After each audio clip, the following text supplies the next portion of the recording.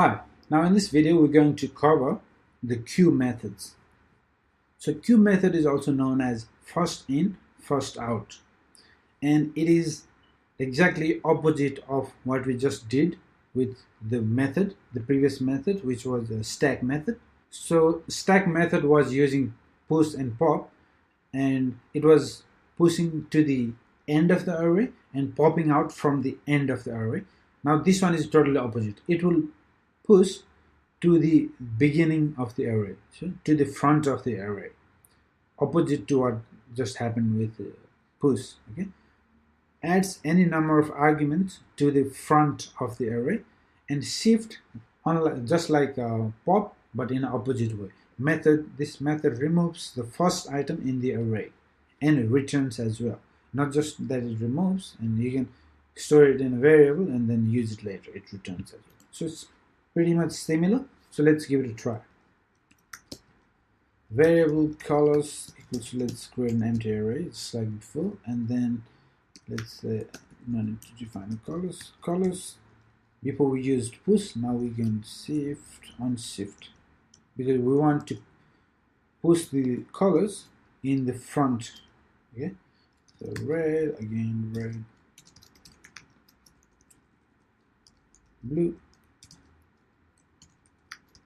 green. Okay, let's unshift some more colors, otherwise we will not know what actually happened. Okay, purple, cyan. Again, now console log colors.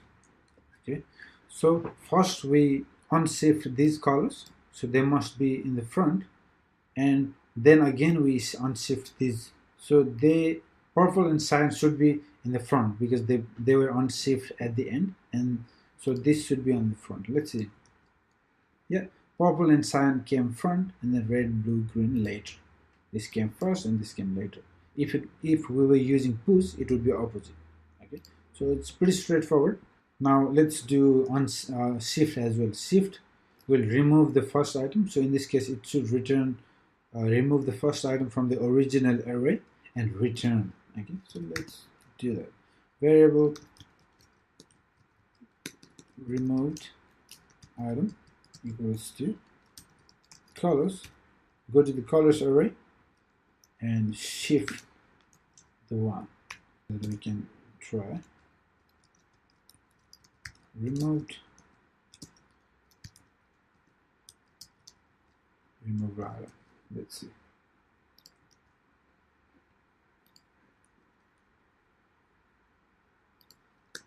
SHIFT.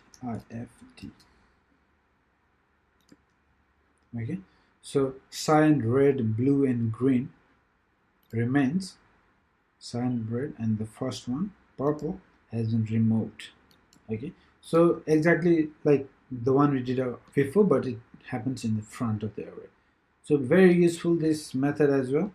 Okay, you will use it many times when you're programming JavaScript and building real applications.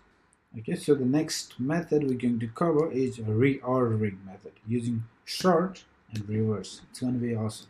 All right, I'll see you in the next video.